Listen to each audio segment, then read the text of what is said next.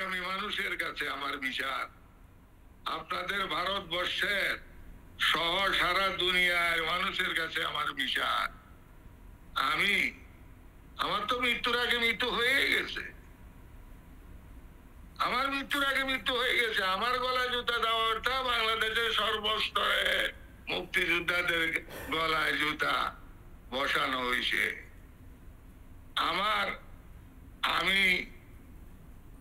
আমি না শুধু, কতজনকে কত জায়গায় লাশ পাওয়া যাচ্ছে তাদের হদিস নাই। আমি রোববারে আমার উপর ঘটনা হয়েছে 22 তারিখ, অদ্যবধি পর্যন্ত আমি থানায় মামলা করতে সঠিকভাবে পারি নাই। তাইলে আমার জানমালের নিরাপত্তা কি, আমার স্ত্রীর নিরাপত্তা কি, আমার নাতি পুতি আমার ছেলের নিরাপত্তা কি? আমার এক ছেলে 2060 সালে তারা গুলি করে 14 গ্রামের কলেজ থেকে বাড়িতে আসতেছে 2060 সালে। তখন তারা 14 গ্রামের ক্ষমতায় ছিল এমপি। তখন আমার ছেলেরে গুলি করে 2টা পা নষ্ট করে দিছে আমার এক ছেলে। তার ছবিটা আপনি পরে দেখি নিবেন। এবং আমার ছেলে 3টা মেয়ে দেখা, আমার বাকি কোন ছেলে আর চলমান রইল না। আমি সৎ জীবন যাপন করি। যারা বঙ্গবন্ধুরে সঠিকভাবে ধারণ করে তারা সৎ জীবন যাপন করে। আমরা ডাইল ভাত খাই কিন্তু চোর ডাকাইতের পিছনে হাঁটি না। আমি শেষ একটা প্রশ্ন আপনাকে করছি আব্দুল সাহেব, নির্দ্বিধায় নির্ভয়ে এত চাপাতির আক্রমণের উপেক্ষা করেও, জুতোর মালা পরানোর পরেও চিৎকার করে কি বলতে পারবেন জয় বাংলা জয় মুজিব? বলতে পারবেন? সেই দম আছে? জয় বঙ্গবন্ধু, জয় বাংলা জয় বঙ্গবন্ধু এবং বঙ্গবন্ধু সব সন্তানদের প্রতি আমার শ্রদ্ধা রইল, নেত্রী সহ। অসাধারণ, অসাধারণ। আপনি খুব ভালো থাকুন, আপনি খুব ভালো থাকুন। এই আসলে প্রবলেমটা আপনাদের বলছি, দর্শকদের বলছি, আর মোহাম্মদ ইউনূস, ওই মেরুদণ্ডহীন মোহাম্মদ ইউনূসকে বলছি, একটা বিনয় সহিত আমি একটা অনুরোধ করতেছি।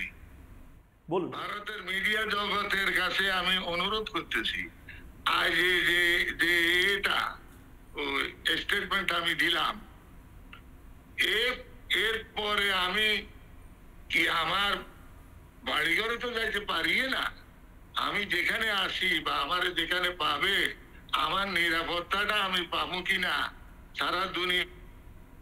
মোহাম্মদ ইউনূসকে আসতে হবে আপনার কাছে, জাতিসংঘের কাছে ভারতবর্ষে, এই মহান ভারতবর্ষে মাননীয় সংসদ সদস্যদের কাছে, নিম্ন আপনার ভারতবর্ষের সর্বশ্রেণীর জনগণ যে আমাদের মুক্তিযুদ্ধে সহযোগিতা করছে, ওনাদের কাছে আমার নিরাপত্তাটা আমি একটু আপনাদের সাংবাদিক একটু নয়, অনেক ধন্যবাদ আপনাকে, একটু নয় পুরোটা সম্পূর্ণভাবে অনেক ধন্যবাদ আপনাকে।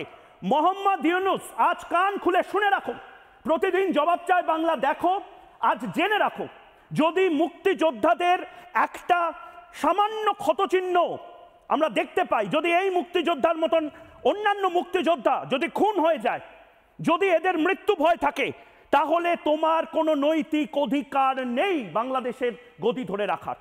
যদি এই মুক্তিযোদ্ধার কিছু হয়ে যায়, মোহাম্মদ আব্দুলের কিছু যদি হয়ে যায়, তাহলে মোহাম্মদ ইউনূস সম্পূর্ণভাবে দায়ী থাকবে তুমি।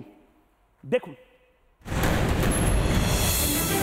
এবারে সংগ্রাম আমাদের মুক্তির সংগ্রাম, এবারে সংগ্রাম স্বাধীনতার সংগ্রাম।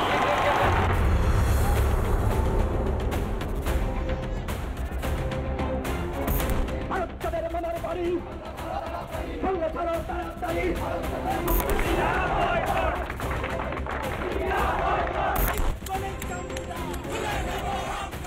এখন আপনি এই এলাকা থেকে চলে যাবেন।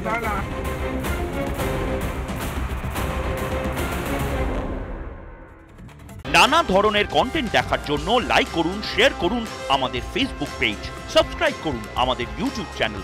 পাশাপাশি অন্যান্য ব্রেকিং নিউজের জন্য অবশ্যই চোখ রাখুন রিপাবলিক বাংলায়।